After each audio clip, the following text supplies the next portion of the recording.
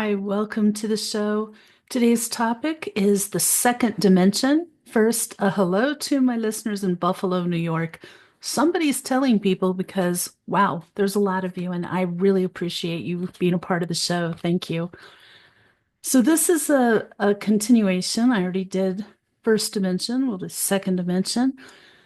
The concept of becoming multidimensional is fascinating because it helps to lessen the grip of old habits and propels us towards something new, which is a fresh way of living, behaving, and attracting. So, we're going to be talking about the dimensions, and it's just a way to unlock your inner light, freedom, and happiness. What are spiritual dimensions? Each one has their unique perspective and truth, which is a beautiful aspect of our free will. And I know for the most part, we're operating in the third dimension, and I'll go into that a little bit at the end of the show. But the only way to shift out of operating in a particular dimension is by updating our thoughts. So, spiritual dimensions are simply states of consciousness available to everyone. And each dimension offers unique gifts, frequencies, and ways to interact. And by becoming familiar with these differences, you can consciously choose which dimension you want to access based on your intentions.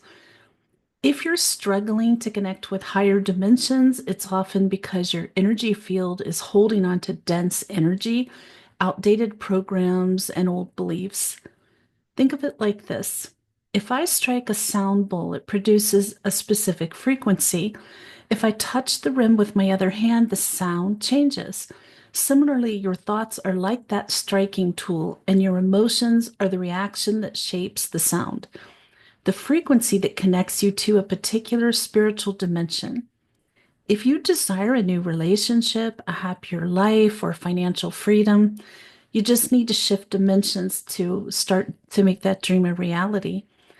The key to moving between spiritual dimensions lies in your thoughts and intentions, but it's not just about thinking analytically. Your emotions must be involved as well.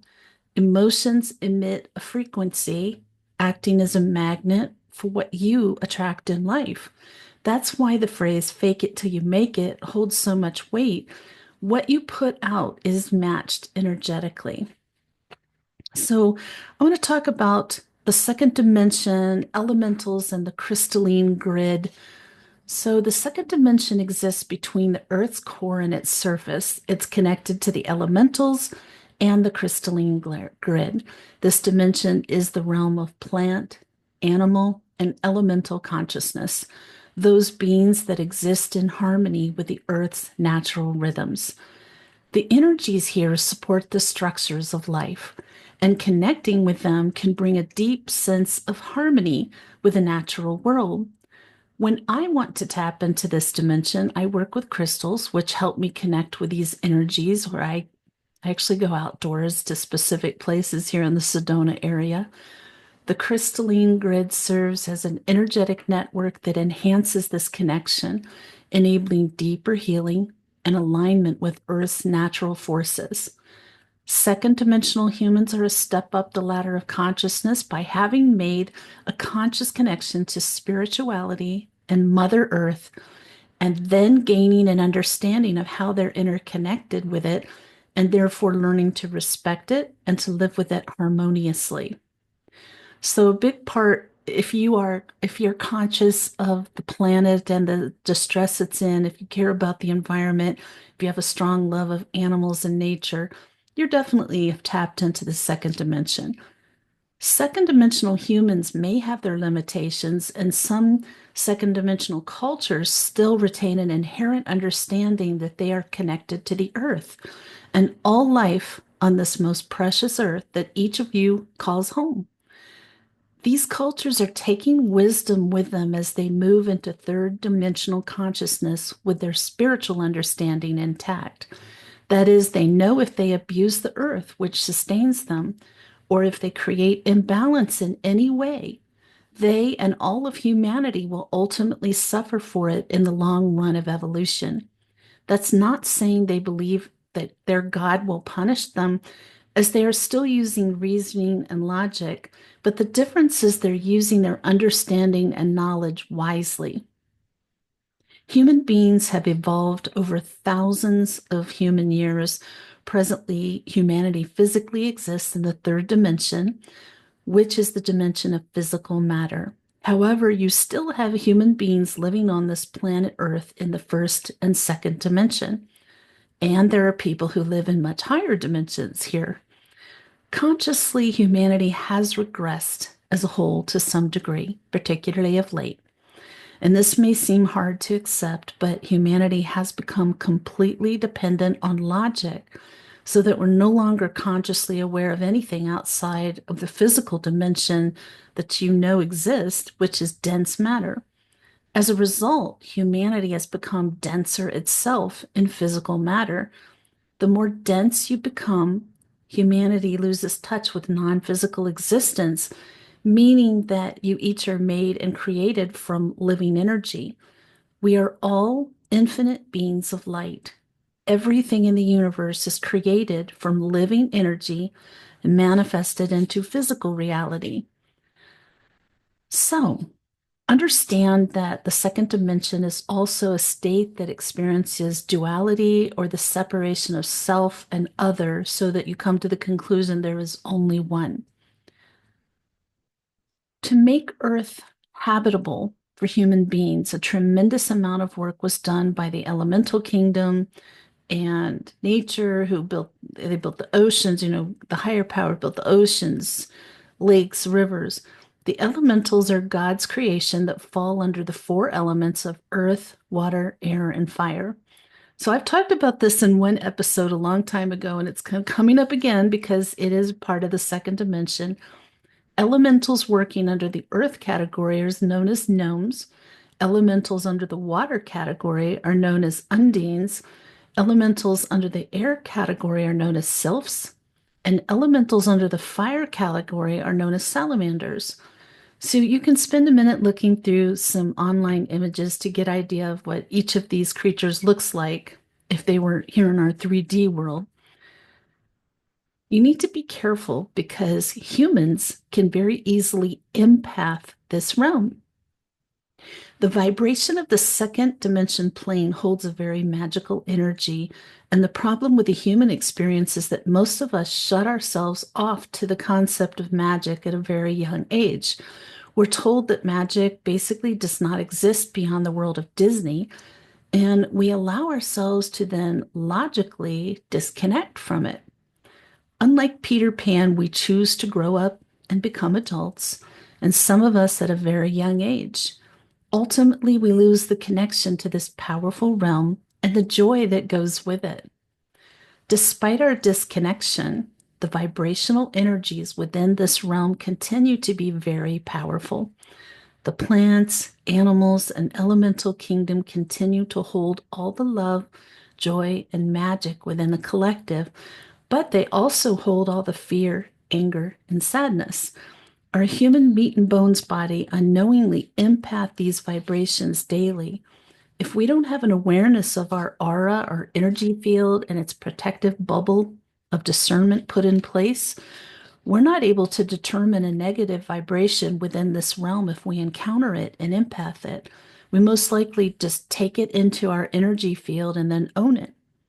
For example, many people sense, know, and feel the sadness of the animal kingdom when it comes to how we treat them as a food product. Our bodies can feel the fear that they feel as they are enslaved in horrible conditions and led into slaughter in the name of food production for the masses. Some empathetically transfer that fear into their systems from the collective elemental consciousness and additionally through the ingestion of the actual animal food product itself. And then by eating it, you become that fear. Many humans feel the sadness of aquatic animals, the fish, the dolphins, the whales, or some also feel the fear of chickens, the cows, or the domestic animals. Many people feel the trees as they're continually being mowed down to allow for construction of urban and rural development. Whether we can comprehend it or not, our human bodies feel this destruction, this fear, this sadness. And it plays with our minds because often when we're empathing the elemental kingdom, we don't realize it. So our logical brain must find something to be sad about. And by the end of the day, the week, or the month, we will create a tangible reason to be sad that plays out in our lives, our bodies, our relationships. Each generation that comes into existence holds more light in their DNA, and light is knowledge. This is the reason we're finding that more and more young people feel the need to have a plant-based diet because they're more connected to their body and literally cannot ingest this fear. So here are some symptoms of being disconnected from the second plane. You can feel an emotional sadness, a general sense of being separate, and a longing to move or relocate without any real reason. You can also feel a heart-rending hurt that sometimes has no apparent logical reason, feeling lost, disassociated, or fragmented, a general sense of foreboding and helplessness, sudden or abrupt changes in relationships, job, career, living environment, the urge to relocate again to a certain area or place because you resonate with that geographic location, a change in how you experience the environment, a sudden sense of being connected to nature and animals like never before, increased sensitivity to plants, trees, flowers, or a deep understanding and appreciation of nature and animals. You long for a more natural or serene environment or an overwhelming desire to be in nature or live around more natural and tranquil surroundings. A recognition that nature energizes, brings peace of mind, and expands your heart. That's just a short list, but you can refer to Ascension symptoms online for more information on this. How to connect with the second dimension. You can read a book, watch a movie to spark your imagination. Some of the best ways to get this kind of energy moving is to get books, oracle cards, movies, or just about anything that depicts the elements visually, verbally, or mentally. I have had so many people give me decks of oracle cards that are fairy cards. I do like fairies. Like even as a very little girl, I liked fairies, so I like getting those cards. Brian Froud's extensive fairy collection, his books, his website. There's even a band called Woodland that does music for Brian Froud, kind of like fairy world events, which is amazing. All of that will help you connect. So these are of the earthen fairies, inner earth, good and bad, as he calls them. And I try to keep some things around me. Like I have a little fairy garden in my yard, and maybe it's the Celtic heritage. I don't know. And I kind of did the same with the gnomes. My business partner, who passed away a little over a year ago, kind of got me started on that. And you can read books like Mists of Avalon to help embrace the energies of the second dimension realm. Watch movies like Lord of the Rings, not only the fairy parts, but just to allow your body to remember this magic. Another fun thing you can do, this is a fun thing to get kids involved, a fairy or a gnome hunt. It's kind of a popular thing in Sedona, down on the creek near where I worked when I originally moved to Sedona.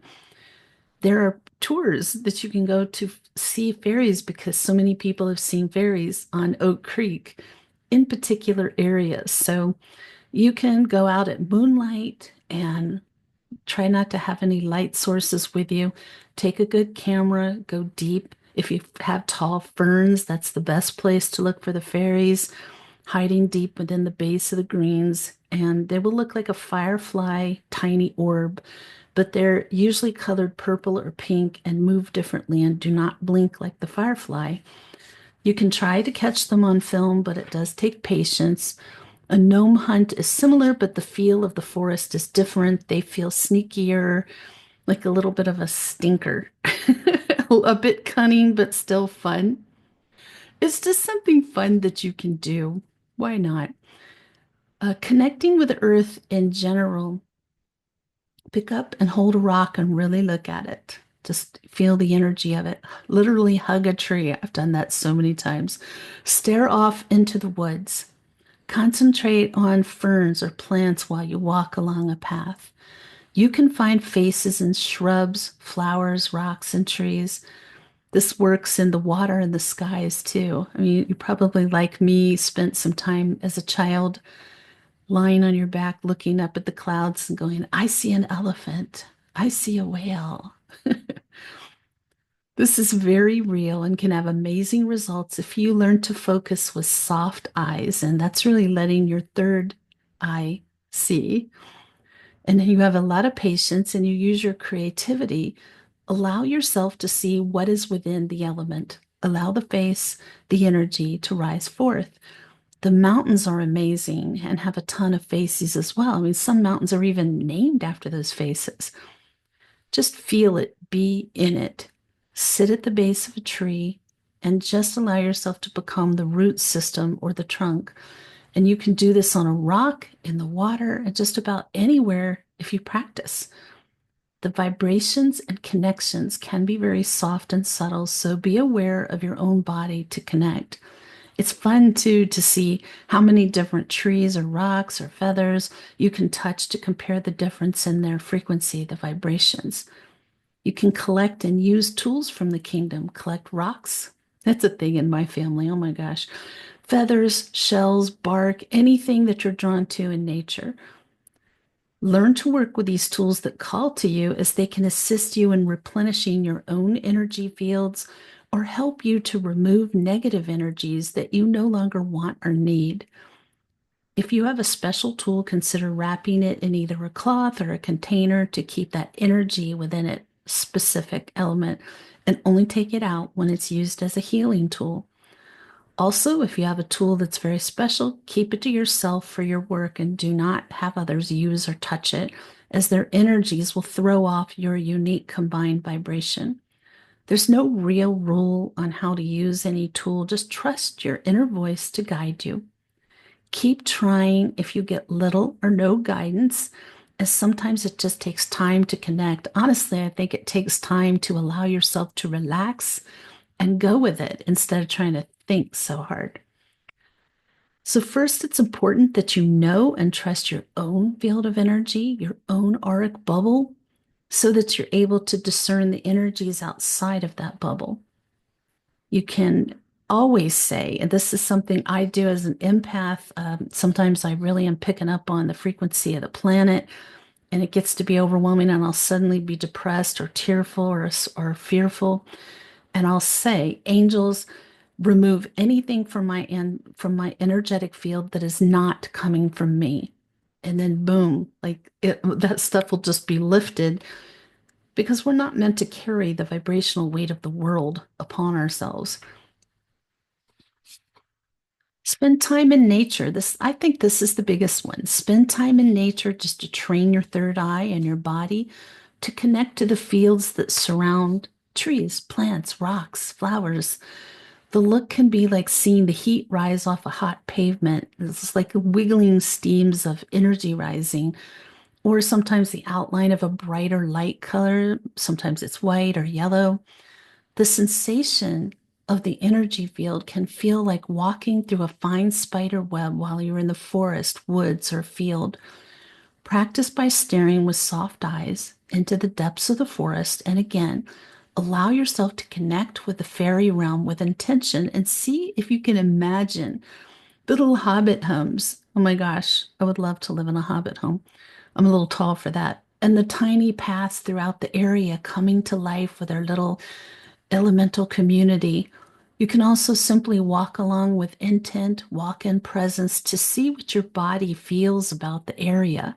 You might know, see, hear, sense information, and keep practicing and stay relaxed about it. If you want to connect with the animal kingdom, allow yourself the possibility to telepathically connect with animals. Listen to their chatter. Ask them questions in your mind and allow yourself to possibly get an answer. Practice with your pet. See if you can send commands via your mind. Try to see if you can invoke an eagle or a bird to come upon your command. Use your hands to connect to the energy field of a pet, to sense what their body reveals to you. Notice where your hands are led and ask why. Learn to trust your inner guidance with patience and practice. Allow yourself to be childlike and create a conversation or imaginary connection to the mystical animal kingdom of fantasy creatures like unicorns, dragons. See what happens as you embrace that humor and joy. You can find your animal totem and animal guides. That's something I have books on that because I need them with clients when it comes up in a reading. But you can do some homework on animal totems and animal spirit guides and see what you can find out about these magical beings in terms of additional love and support for yourself. There are numerous websites, again, books, and meditations that are specifically for this purpose. You can participate in a shamanic journey or a totem meditation to find out how to connect and communicate with your animal totems. And then, if and when you find them, use them for protection, advice, and friendship. So, what's next for humanity? I had somebody ask me this, and I think this fits right in here. Understand that humanity is on the verge of a mass shift of consciousness into the fourth dimension. It's very exciting. No matter what dimension humanity consciously exists in at the moment in human time, whether they're in first, second, or third, your present level of thinking will determine how quickly your consciousness can advance into the fourth dimension. There are plenty of people already living there and beyond. To go into first, second, third dimensional thinking, you as humans must think beyond your current boundaries. In your third dimensional level of consciousness, you lost your spiritual connection with Mother Earth and the rhythms of nature. You try to control and defeat nature, forgetting that you're part of the totality of where you exist in this precious moment of reality. Humanity sacrificed spirituality for science instead of evolving spiritually with science and technology. So, our arrogance in believing that we're superior, that we've lost our connection with the life force that gave humanity its existence, which led to humanity having to advance their consciousness and reconnect with the wisdom that we lost. But the sooner humanity can and will move into the fourth dimension beyond the physical and intellectual limitations of the emotions created by human ego of fear, the better. I hope that you enjoyed this information about the second dimension, and we will be exploring other dimensions. We'll talk about next will be the third dimension. So I don't think we've talked about that yet. And just know the magic of working with the elemental kingdom is all about your individual imagination. So be courageous in co-creating, celebrate your uniqueness, find joy. When things get scary and uncertain, you need joy more than ever. So find the joy in the silliness of it all, and by all means, laugh. You are so much more than you can imagine. Tune in next Sunday. The topic is leading by example. If you enjoyed today's episode, please like and subscribe because it helps more people find the show. And I'm trying to give people some light and hope and happiness in a very difficult time. In the meantime, may your angels surround you. May your angels protect you every moment, every day of your life. I'll see you next week.